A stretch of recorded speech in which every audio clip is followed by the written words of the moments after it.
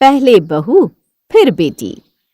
भाई बेटियां तो सबको प्यारी होती हैं, आखिर बेटियों से ही तो घर का आंगन महकता और खिलखिलाता रहता है।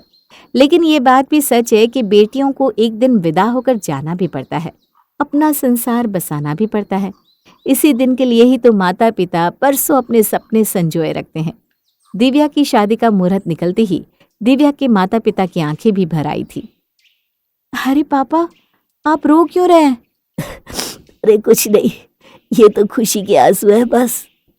हाँ, अब तेरी शादी का मुहूर्त निकल गया है तो तैयारियां भी शुरू करनी होगी ना तेरी विदाई की। बस यही सोच सोच कर मन भर आया। हाँ, लेकिन ये गम के आंसू नहीं है, खुशी से झलक रहे हैं बस। आप दोनों ऐसे आंसू बहाएंगे तो मैं कैसे जा पाऊंगी ससुराल, बताओ तो। अरे बेटा, हर बेटी को एक ना एक दिन तो अपने घर जाना ही होता है। यही तो समाज की रीत है जिसे हर किसी को निभाना होता है। वो सब तो ठीक है, लेकिन मैं इस घर से चली जाऊंगी इसका मतलब ये नहीं कि आपको भूल जाऊंगी। ऐसा सोचिएगा भी मत आप पापा, मैं हमेशा इस घर की बेटी रहूंगी। हाँ, तो मैंने कब किया है मना बेटा, तू तो हमेशा ही मेरी गुड़िया रहेगी।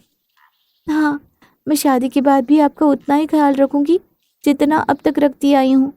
अरे ठीक है ठीक है, चल अभी जल्दी से तैयार हो जा, तुझे ऑफिस भी तो जाना है ना। अच्छा, तूने ऑफिस वालों को कह दिया है ना कि शादी के बाद तू घर से ही काम करेगी? हाँ, कह दिया है पापा कि मैं शादी के बाद घर से ही काम करूंगी। आप चिंता मत कीजिए, आपका बीपी बढ़ जाएगा। चलिए, आप अपनी दवाई ले लीजिए।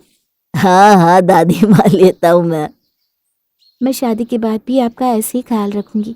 देखना, मेरे लिए आप दोनों सबसे पहले हो। और मैं, मुझे भूल गई क्या? अरे तुझे कैसे भूल सकती हूँ छोटे भैया को? हाँ, तू तो मेरा सबसे लाडला है।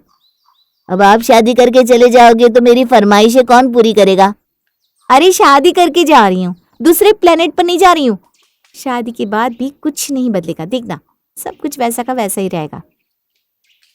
अरे चलो चलो, अब बहुत सारे काम पड़े हैं, सब लोग काम पर लग जाओ। हर बेटी की तरह दिव्या भी अपने माता पिता और भाई का काफी ध्यान रखती थी। उसकी शादी होने वाली थी, इस बात को लेकर वो दुखी भी थी, लेकिन शादी तो हर बेटी को करनी ही होती है, ये सोचकर वो अपने मन को मना लेती थी। देखते देखते उसकी विदाई का दिन भी आ गया, जहाँ आज सबकी आंखें नम थी। हमेशा खुश रहे बेटी, अपने ससुराल में सदा सुखी रहे, यही मेरी दुआ है। बहन जी, दिव्या अभी नादान है, अगर उससे कोई गलती हो जाए तो अपनी बेटी समझकर माफ कर दीजिएगा। अरे बहन जी, आप बिल्कुल चिंता मत कीजिए, हम बहू नहीं बेटी ही लेकर जा रहे हैं। माँ पापा, आप भी अपना ख्याल रखिएगा, और कुछ भी हो तो मैं हूँ आपके लिए, आप मुझे भूल मत जाइएगा। जा बेटी, अब तेरा नया संसार तेरा इंतजार कर रहा है। आओ दिव्या, चलो। दिव्या की विदाई के बाद उसका नए ससुराल में बड़ी धूमधाम से स्वागत होता है, लेकिन दिव्या को अभी भी अपने माता पिता की काफी याद आ रही थी। क्या हुआ, तुम्हें स्वागत पसंद नहीं आया? नहीं, स्वागत तो बहुत अच्छे से किया आपके घर वालों ने मेरा। अरे मेरे घर वालों ने नहीं, हमारे घर वालों ने, ऐसा कहो। अब हम दोनों का परिवार एक ही तो है। पर पता नहीं मेरे माँ पापा मेरे बिना क्या कर रहे होंगे, उन्होंने दवाई भी ली होंगी या नहीं। कोई बात नहीं, धीरे धीरे उन्हें भी आदत हो जाएगी। तुम एक काम करो, अभी उन्हें फ़ोन लगा देता हूँ, बात कर लो उनसे, ठीक है? ठीक है, मैं ही उन्हें फ़ोन कर लेती हूँ। उनसे बात करने के बाद मेरा भी मन हल्का हो जाएगा। हाँ हाँ ठीक है, बात कर लो, मैं बाहर जाता हूँ। तुम यहाँ कमरे में आराम से बात कर लो, ठीक है? ठीक है। शादी की पहली रात, जहाँ आकाश और दिव्या को साथ होना चाहिए था, वहीं दिव्या बहुत देर तक अपने माँ पापा से बात कर रही थी। लेकिन आकाश को पता था कि दिव्या अपने माँ पापा से कितना प्यार करती है, इसलिए आकाश ने दिव्या से कुछ नहीं कहा। हो गई बात? जी, हो गई बात। अब अच्छा लग रहा है ना? सब सही लग रहा है। ठीक है, चलो अभी सो जाओ, कल सुबह तुम्हें पहली रसोई भी तो बनानी है। सुबह होते ही कावेरी ने दिव्या को रसोई की सारी चीजें समझा दी, जिससे उसे रसोई बनाने में कोई तकलीफ ना हो। हाँ माँ जी, अब मुझे सब समझ में आ गया है कि कौन सी चीज़ कहाँ पड़ी है। ठीक है बहू, अगर कुछ समझ में ना आए तो मुझसे पूछ लेना। जी माँ जी, मैं पहले मीठा बना लेती हूँ, उसके बाद खाना बना दूंगी। हाँ हाँ, तुम ये सब आराम से कर लो बहू, उसके बाद अपने ऑफिस का काम भी कर लेना। आकाश ने मुझे बताया था कि तुम अब घर से ही काम करने वाली हो। जी माँ जी, रसोई बनाकर मैं अपना काम कर लूंगी। दिव्या ने रसोई बनाकर सब कुछ टेबल पर सजा दिया। अरे वाह बहू, बन गया खाना? जी माँ जी, मैंने मूंग दाल का हलवा बनाया है, करेले की सब्जी और रोटी।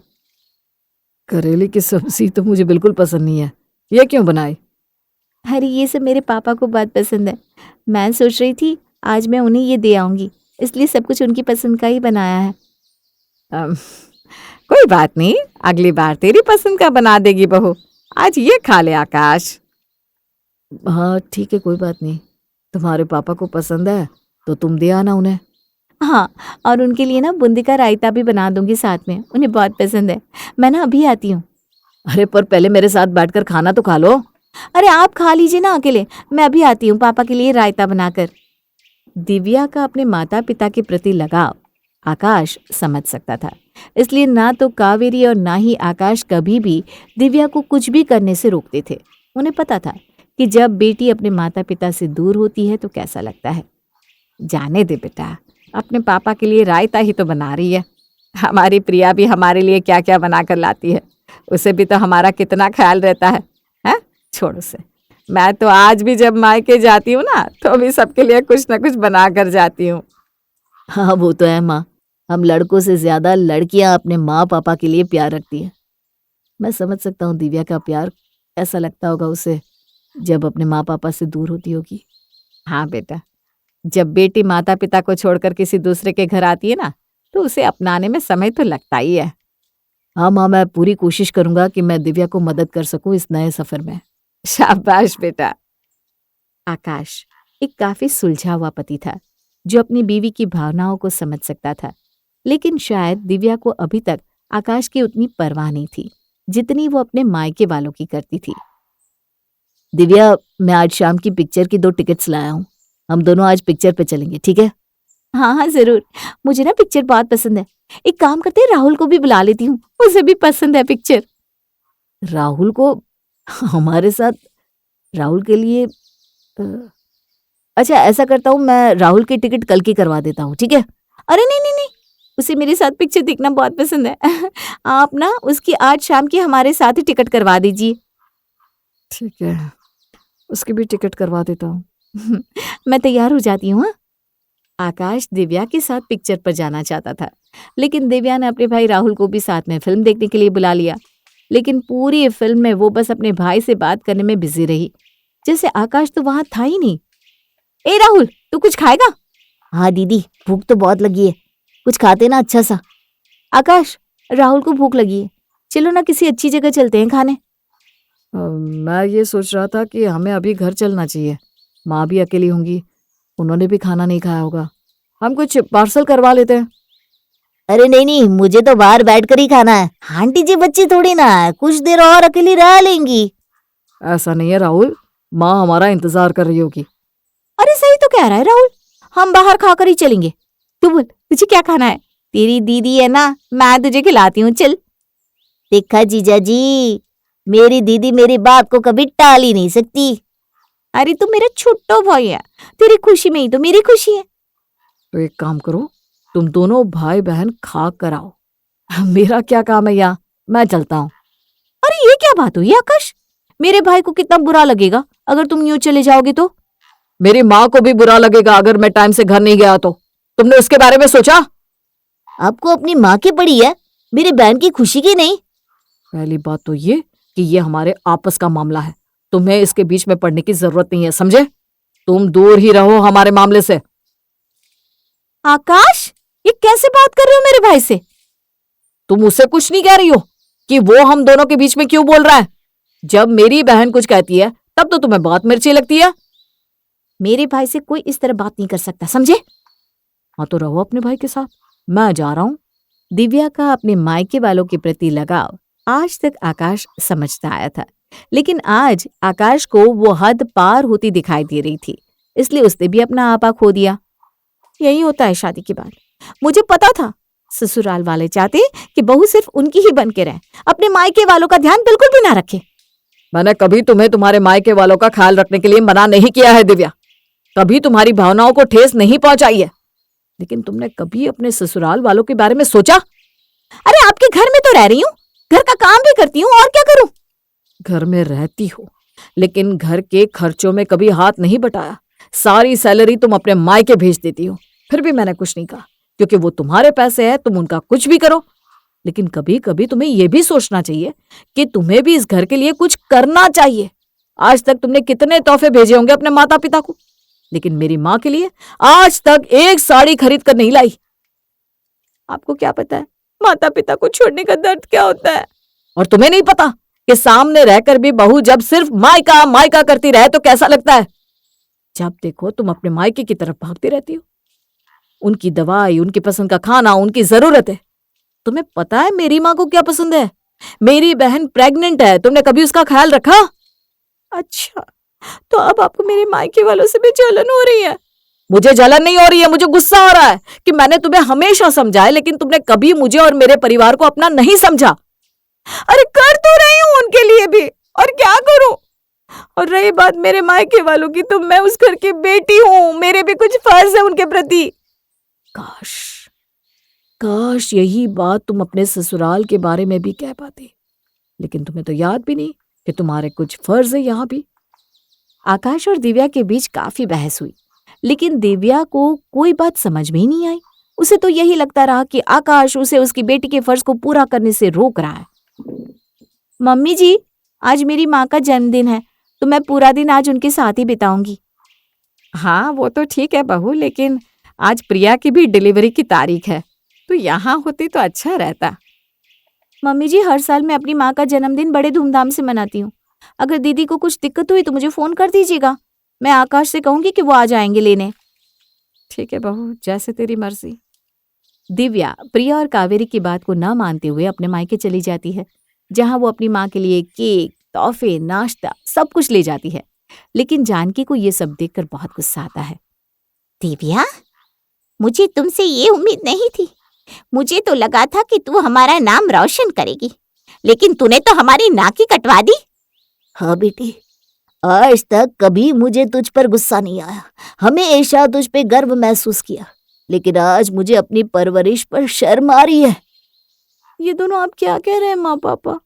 मैंने ऐसा क्या कर दिया? आज तेरी ननद को जब तेरी सबसे ज्यादा जरूरत है, तो तू यहाँ अपनी माँ का जन्मदिन मना रही है। लोग सच ही कहते हैं, मायके वाले ही बेटी का घर बिगाड़ते हैं। तूने साबित कर दिखाया बेटा। लेकिन माँ, मैंने क्या किया? मैं तो आपका जन्मदिन हर साल ऐसे ही मनाती हूँ ना। सुनिए जी, आप वकील को फोन कीजिए, हमें दिव्या को तलाक दिलवाना चाहिए आकाश बाबू से। लेकिन माँ, क्यों? क्योंकि तूने जब से शादी की है तब से बहू होने का एक भी फर्ज नहीं निभाया। जब देखो यहाँ फोन, यहाँ का ख्याल, अपने भाई को घुमाने ले जाना, खुद की सैलरी यहाँ भेजना। क्या तेरा बहू होने का फर्ज तूने निभाया है? अपनी सास की दवाइयाँ कभी याद से दी थी? कभी उनके लिए कोई तोहफा लेके गई है? आज तेरे जन्मदिन पर आकाश बाबू ने मुझे तोहफा भेजा, फूल भेजे, फोन तक किया, लेकिन तूने उनकी माँ के लिए आज तक क्या किया बता? बेटा, शादी के बाद माता पिता से रिश्ता टूट नहीं जाता, ये सच है, लेकिन सिर्फ उनके बारे में ही सोचते रहना और अपने ससुराल वालों के प्रति फर्ज को पूरा ना करना, ये गलत बात है। अरे मुझे तो शर्म आ रही है ये कहते हुए कि मैं तुझे सही शिक्षा नहीं दे पाई। अगर दी होती ना तो आज तू ये सब नहीं कर रही होती। मैं तो कहती हूँ अभी के अभी वकील को बुलाइए। नहीं नहीं माँ, प्लीज वकील को मत बुलाइए। मुझे समझ में आ गया है मैंने कितनी बड़ी गलती कर दी है। मैं बेटी तो बन गई लेकिन बहू नहीं बन पाई। आज से मैं अपनी गलती को सुधार लूंगी। आज से मैं उस घर की बहू पहले हूँ, इस घर की बेटी बाद में। गलती का एहसास होते ही दिव्या ने बिना समय गंवाए अपने ससुराल की तरफ रुख कर लिया, जहां पहुंचते ही प्रिया को पेट में दर्द होना शुरू हो गया था। अरे अब मैं क्या करूं? आकाश को फोन करती हूँ। दीदी मैं आ गई हूँ, मैंने कार भी बुलवा ली है, आप चलिए कार में बैठिए। आकाश को मैं फोन कर देती हूँ। अरे दिव्या बहू तू, लेकिन तू तो। माँ जी, मैं अपना बहू का फर्ज पूरा करने आई हूँ। चलिए ना, जल्दी से चलते हैं हॉस्पिटल। दिव्या ने प्रिया को सही समय पर हॉस्पिटल पहुंचा दिया।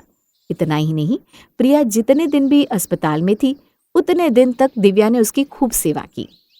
दिव्या बहू, तूने प्रिया की और उसके बच्चे की कितनी सेवा की है। अभी तू चाहे तो कुछ दिन अपने मायके चली जा, तेरा मन भी बहल जाएगा। माँ जी, आप भी तो प्रिया दीदी के साथ ही थी इतने दिन तक। मैं कहीं नहीं जा रही हूँ।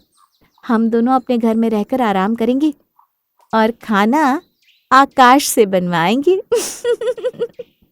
हे भगवान, अब इसे बहू का फर्ज तो याद आ गया है, लेकिन बीवी का फर्ज लगता है भूल गई है।